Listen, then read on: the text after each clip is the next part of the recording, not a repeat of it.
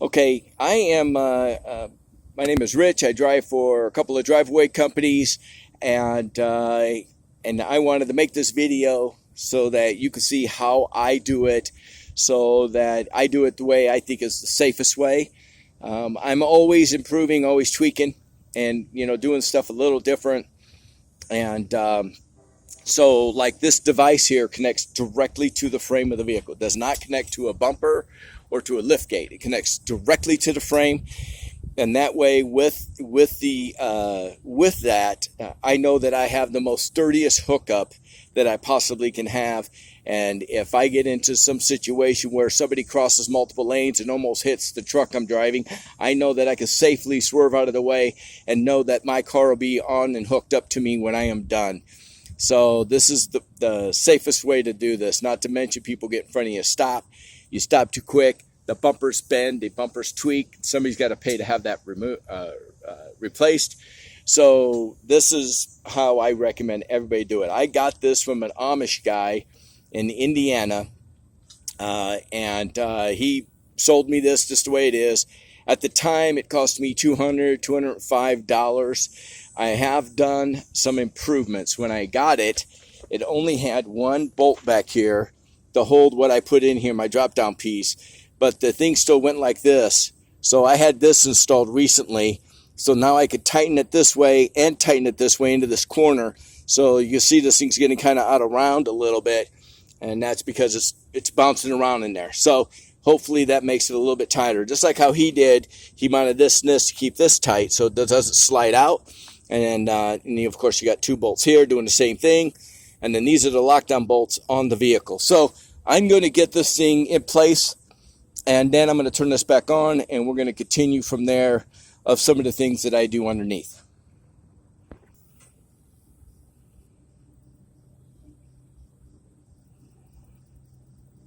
Okay, so open this thing. Yep, it's working. Okay, so I got this thing up on the frame, and you can see I got to be kind of back. Here's why. Because they mounted their bumper to the frame like here, like this way. They got all this here, so I got to be way back here for me to be able to hook up to. Also, this is a really wide frame, so if I come back, you'll see that my drop down is not lined up in the middle. So I'm going to push the passenger side back a little bit, just a little bit, so that when the stinger comes out, it comes out in this area, not in this area. I need it to come out in this area. And I will probably make some adjustments here and there to get that done. But what I'm going to do is this frame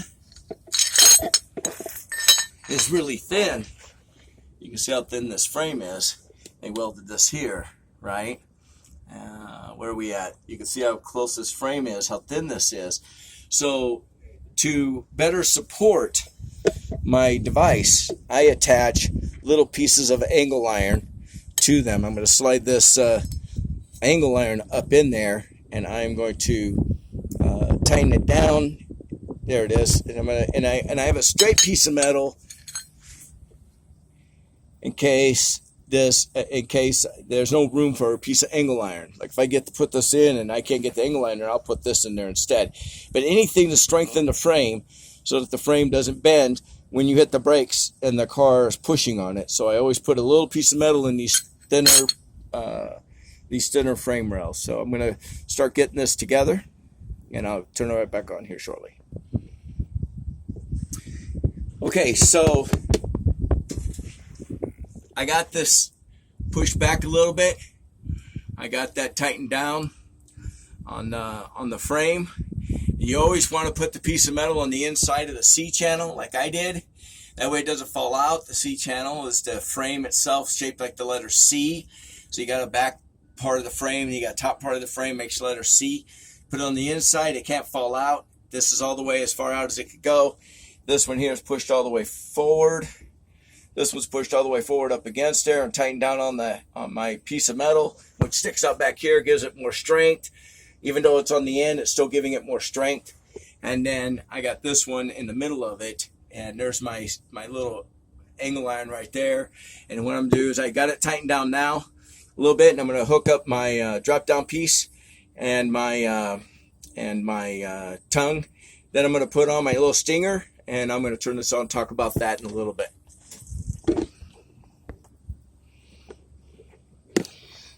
Okay, so I have 3 different drop down pieces, and recently I had these installed to tighten this. When I put my stinger in, I can tighten this down.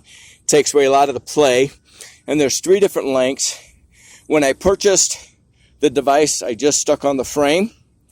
When I purchased that, I actually purchased this and this from them. This is Tractor Supply. And this is a different height. So, and this one goes like to here. You see how this drops down to here, right? And then this one drops down to here. This one I use for lift gates. You got to have a deep drop so you can get underneath the lift gate. And then this one I use on regular trucks like this, and this one also.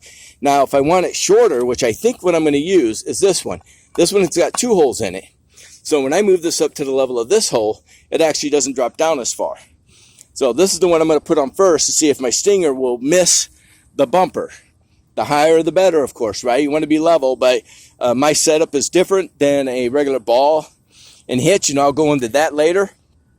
Also, these things are really long, and you could get a really long stinger attached to this. Let me set this up. You can get a really long stinger attached to that coming out, and that will twist, and then of course DOT will see it bent and they'll shut you down. Okay, I've been lucky enough not to have that problem, but I did find it twisting when I had these were brand new, and I did that. Next set I bought, I had him put another piece of metal in here and weld it in. So this thing is actually really thick inside there. It's like a 5/8 of an inch or something. It's really, I'm hoping I can get a good view of that for you so you can see how thick that metal is in there. It goes all the way through.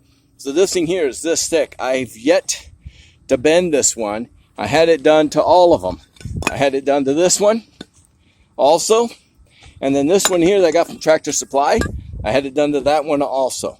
And I have yet to bend any of these after I had this extra metal jammed in here and welded into place, and then they just re-drilled out the hole. This is actually double thick of what it used to be, and I think these are even better, more than double thick than what they used to be. So I don't know which one I'm going to use this yet, but I wanted to see how I have this set up. I purchased this one and this one from the same guy I bought that piece. It costs extra money to buy those, and that's what I bought. And I will hook this up, and then I'll show you how it is. Okay, so I got the middle size one and the lowest hole. That gave me the most height on mounting that, and I tightened down that screw, and then the one on the side that you can't see, I don't know if you can see it, but they're both tightened down, ready to go. I still got a lot of screws to turn down. I don't have none of the other screws, but I wanted to make sure this is going to line up right. And so I'm going to put my stinger in and see what it looks like. The stinger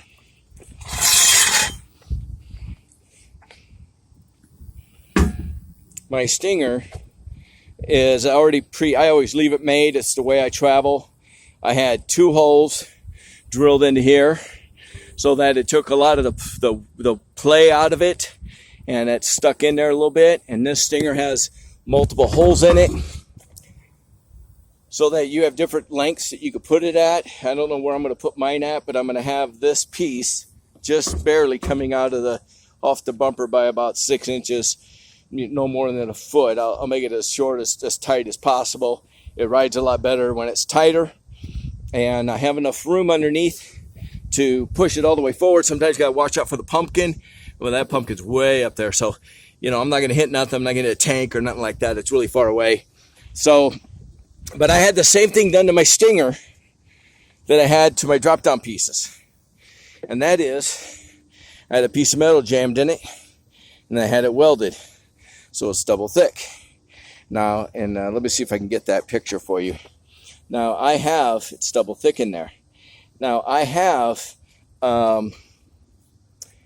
bent these. I've bent a stinger or two. And so that's why I had that done. This was the first thing I had done before I twisted that little black one like it. And then I had that done to that. So everything is double thick here. It's a little heavier, of course, twice as heavy.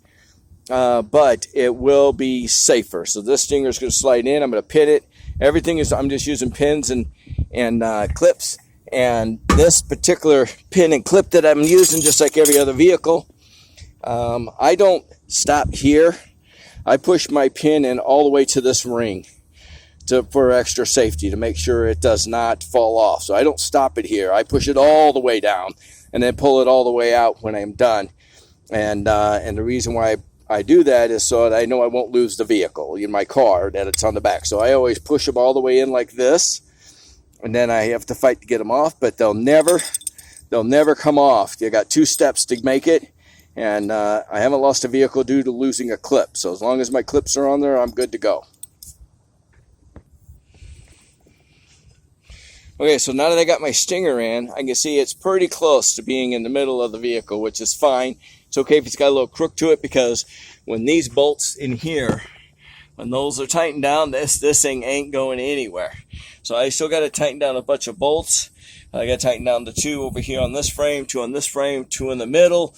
But everything else is tightened down. This is very sturdy. This is all the movement there is right now.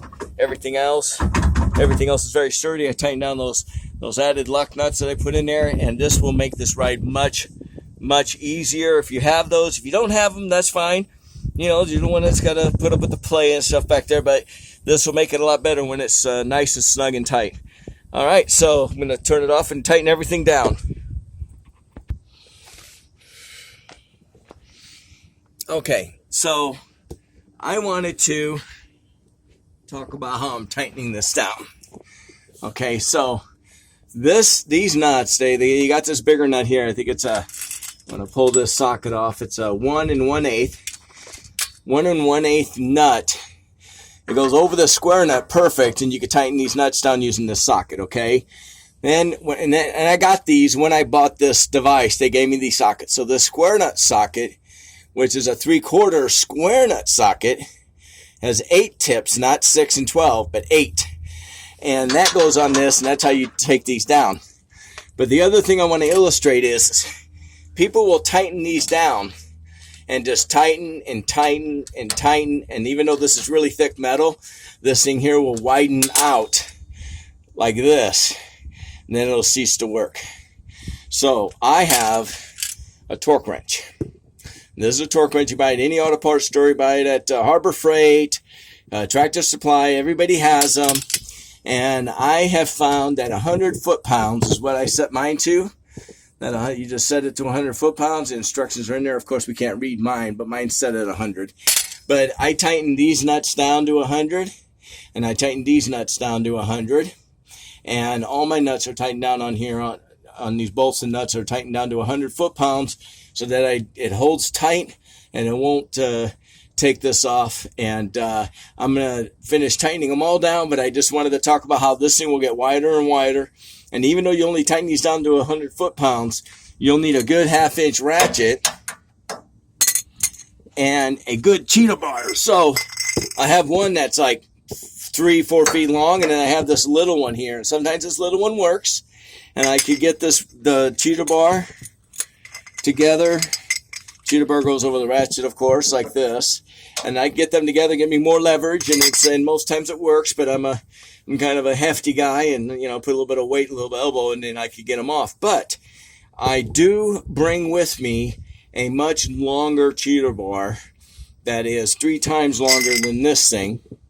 And if I got bolts that won't come off very easily, I just put that cheetah bar on there and they come off like butter. So have a good cheetah bar. If you just want one, just get one double the length of this. It should work just fine.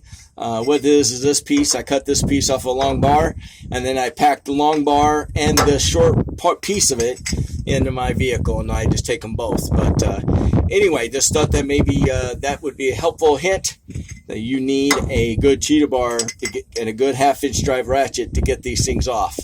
Otherwise, you're going to be fighting them with just little wrenches. Just using a regular box end wrench, you're not going to be able to get them off. Get yourself a good ratchet. Get yourself a good torque wrench. They're like 25. They're less than $30 right now. Yeah, I'm missing a screw on mine. I have to get a new screw. But anyway, they're less than $30 right now, and there'd be money well spent. And when you tighten all your bolts down, you can tighten them all down to 100 foot-pounds. These ones here that are holding these pieces on, I just snug those up. I don't really tighten those down to 100 foot-pounds. I just snug them up to make sure they're good and solid, and then I tighten down the lock nut by hand, and then I just pop them off. But these ones that hold it onto the frame, you want that to be tight, 100 foot-pounds. Okay, so I now have every bolt underneath there torqued down to 100 foot-pounds. And the ones that keep it from wobbling around tightened down, and everything is tightened down now. I don't know if you noticed, I don't know if I mentioned it, but you'll see my clip is on the passenger side, and the clip up there is on the passenger side. And if you start putting them on one side, they have to be on the same side. It's a DOT thing. If you use ratchet straps, all the ratchets have to be on the same side of the vehicle. You can't have them on either side, zigzagging back and forth. They want them all on the same side, so I put all my clips on this side. So now I'm going to put in my rest of my end, and there is usually a collar around this that makes this stronger, but I haven't had any problems with this piece of metal, so I've been leaving it alone. But usually there's a collar that's welded around this, and this was have it, but it's looking really good. Okay, so what I don't use a ball. I don't use drop down this, drop down that. I use what this is called a pennel. And the reason why I use a pennel, because it doesn't matter what angle it is at. If it's too high, too low, it doesn't matter. The car's going to haul perfect right behind you. I got this as high up as it could go. It sits really low to the ground still, even though I have it as high as I could possibly get it, right?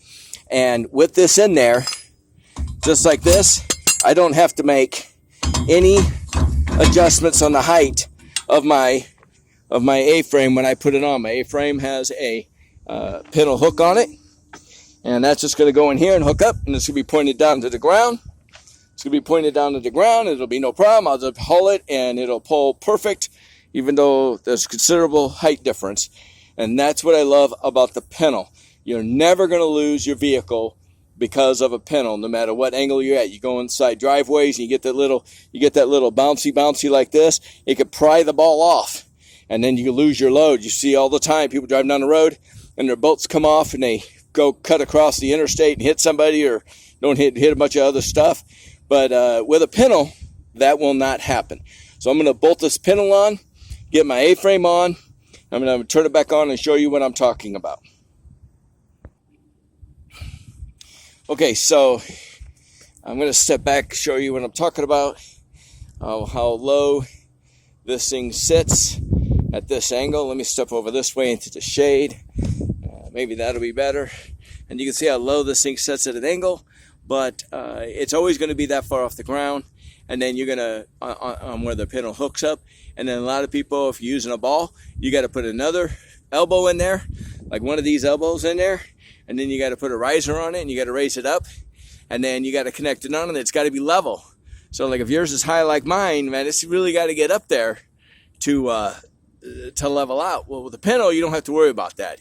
It's never going to fall off. It's never going to come loose. It's always going to be right here. I put my pin, when I pinned it in, like I said, on the passenger side. That's what I was doing.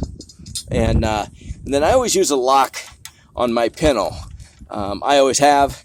And then of course, I had to modify mine because there was a E-clip here, and E-clip broke. So I found a bolted it down. Same way with this. There was an E-clip holding this on. I bolted it down. Yes, it looks a little gaudy, a little homemade, but this is what I had laying around. So I just used it so I wouldn't have to keep spending money on what I do. So they sell smaller ones of these, one pieces. This is a two-piece. I had this laying around, and I had this made, and bolted this to it. It was cheaper than buying another one. These things, the one piece costs like $130, $140 to have this piece. This is to buy this piece. This is a 8-ton or 10-ton setup, and then this thing here, and like these two pieces cost even more. But I already had this piece, so yeah, I just made this for just $40, and it was done. So, and I bought this at Tractor Supply also. This piece, I had it welded, and I bought this track supply, I had it welded onto it, and then I bolted. I always bolt. If I'm never removing it, I use a nut and bolt, never remove. I never take this apart, just like you saw the Stinger had nuts and bolts on it. I never take them off either. I leave them on. So this thing here, this is all the play. This is it. Just like that little bit from where this connects in the middle. That's all the play I'm gonna have. And so you gotta have a chain. You gotta have a chain. So I have this chain permanently mounted. That one there. There's a hook. I gotta unhook it sometimes. I gotta unhook it in order to collapse it. This is not a fancy one. This thing here is just less than $200. This A-frame is. Okay, and I was bending this A-frame because I wasn't backing properly. And when you back these things up, there's a trick to it, and I put a bent in here, and so I had a guy weld a piece of metal in here, thick piece of metal. So this is back to strength. And these are little things you just need to pay attention to when you're doing what you do. Now, when you back a vehicle up, I don't care if it's 2 inches or 2 miles, you have to lock the steering. If you don't, you can end up in trouble like I was. One time, I thought I could back up 5 feet, and then because I was kind of in a tight turn, I did not lock the steering. Lock the wheel straight. I didn't lock the steering straight. I bent the tie rod end and threw the alignment out because the wheel turned so fast that it bent the tie rod end into the letter Z, and it threw the alignment out on this wheel. And there I was, stranded, hooked to a vehicle, trying to figure out a way to get going. And so I got going, but I had, I'm a mechanic, so it was easy for me. It cost me a couple hours, but I fixed it myself. Got a new tie rod in, put it in, aligned it with a measuring tape, and got down the road. And then I went into Kia and had them properly align it. So, but anyway, the trick to backing: do not leave the key. Leave the key in ignition. Take the key out, turn the wheel straight first, take the key out, and then back it up. Don't let the wheels turn. But when you're driving, key's got to be in it. Key's got to be on. And so the steering wheel turns, so you're going to need to disconnect the battery. These are things that I'm going to get set up here. I'm going to set up my placards to show you how to do that on these vehicles, because this is the way to do it. It's legal. I do have a notation. I will find out where it is in the book, and I'll give you the reference of where it is in the book so that you can tell DOT that the way I have it set up and the way I'm teaching you is legal for drive-away drivers who pull a vehicle behind them. I want to talk about one more thing before we get going. The weight of the truck plus the weight of the car is your total weight. And I'm not talking about curb weight. I'm talking about licensed gross vehicle weight that the truck can actually haul. So if the truck can haul 20,000 pounds and your car is 4,000 pounds, the total weight is 24,000 pounds.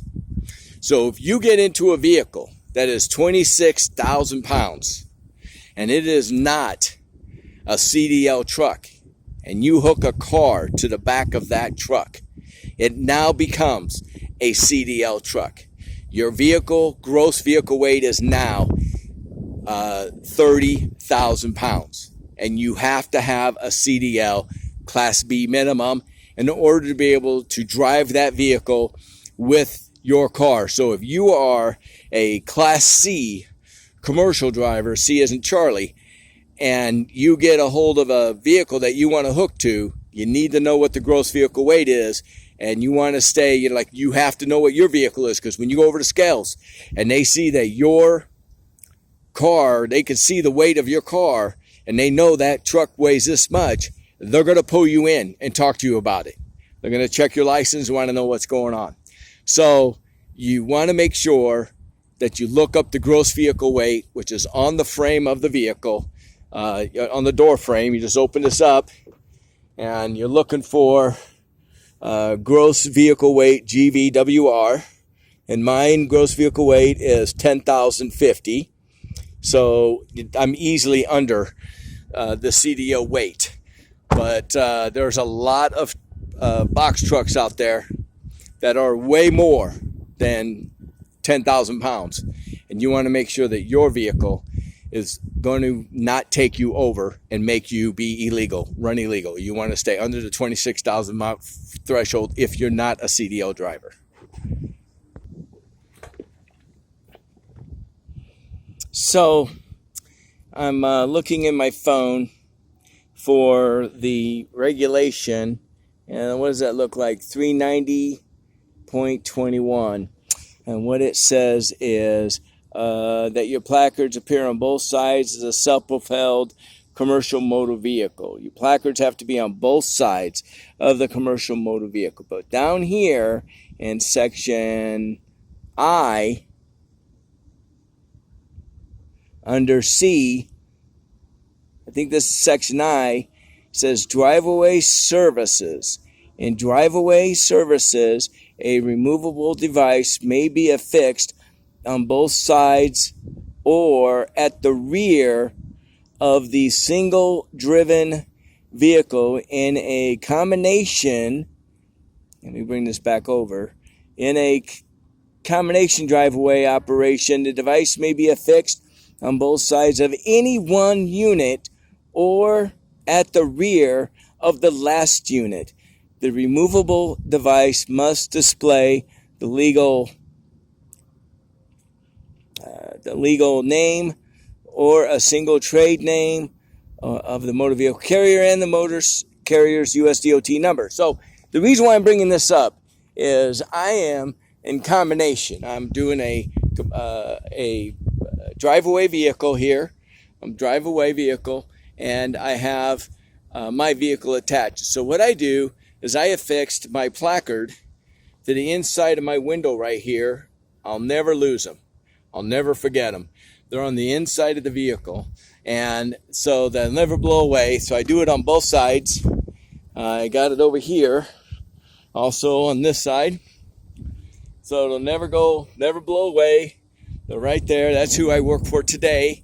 You can wire the license plate of your vehicle, and I could have wired it to this or something, but I'd rather just make sure it's the head screws there. So I was able to mount it, and that is fine. And on the front, what I do is I use a wire. I have these bread tie wires, and I put them behind there, and I wire it to the visor, and I put it there in the visor like that. I never set it down in the window down here. I always put it up high like that, and I slide it over as far to avoid the wiper blade swipe, so that it's always clean, it's always visible, and hopefully they won't say anything to me. And then I tape up my license plates on my car. On the back, I removed it, and that is so as I go through toll roads, the toll road will read the Indiana plate, not your plate. Now, even if you have the Indiana plate and your plate displayed, they will affix the fee to your personal vehicle. And of course, you don't see the fee till months later. Then you have to negotiate with whoever your carrier is to get the money back. I had a Texas one. It was $60, 60, when it was all said and done. And they would not give me the picture of the truck I was driving. The vehicle was being told. That's what they adhered it to, and that's their common practice. So I tape up my plates so that doesn't happen. My safety chain, I forgot to talk to you about this. On my safety chain, when I put this on, I wrap it around my device. I do not wrap it around tinny metal like that or wrap it around their frame. I wrap it around my device. My device is permanently mounted with those bolts, and it ain't going anywhere. So if I lose the vehicle, my device will hold it on. If I lose the device, then I lose everything. And so, but this is permanent, just like it would be if it was on your at-home pickup. It'd be bolted in the same way, and it's permanent. And when it comes loose, but they never do. So this will never come loose. And I got my chain wrapped around it just a couple of times. I got a couple of bungee cords keeping it from dragging on the ground. And then I tied it up here, and everything is good. My wiring is underneath. It is not tapped into the old wires. I have all sorts of different connectors and stuff that I have made over the years. And this one here has actually got a 4 round 4 plug-in with some spades in it. And I have a spade hookup, and I just hooked that up, and then I plugged everything in. So nothing is tapped into any wires. You should never tap into wires. You should have proper connections. So this is a video for just a small little box truck. I put my wire for my back lights, this back here, and then I have it, attached and wired. Everything looks like it's, homeless style, and that's the way I like to live, homeless. I always shut it inside my door, and then I shut it inside my hood. That way the windows are blowing around and it wears on your paint. I disconnect one of my battery terminals, and then I'm just going to close this door. That's going to sit there like that inside there, and I'm not going to have to worry about the wind taking it. And there you go. This job is a job well done. Placards are on. Everything is hooked up. I'm not going to worry about that dragging. It's not going to go any lower than that is already. It's just going to sit right there, and it's going to make me happy. And that's because I tightened everything down, took my rear plate off, so I don't get anything there. And so, yeah, just when it comes to driveway drivers, you can attach to your car. You can attach it to the outside of the car, inside the window. I put it inside the window. And then if you have an IFTA sticker, I put that inside the window. I have never been pulled in for that. I have heard of some drivers have been, but I have not been, because most DOT officers know what's going on. So that is it, folks. Hope you learned something from this. If you have any questions, the company you work for that's using this video will be able to contact me, and you could call me, and I'm happy to discuss anything with comes to being safe, because safety first. I have children, my children out there, my grandchildren out there, and I want you to be safe so that you don't injure anybody in my family, and that's what all this is about. Thank you, and have a great day.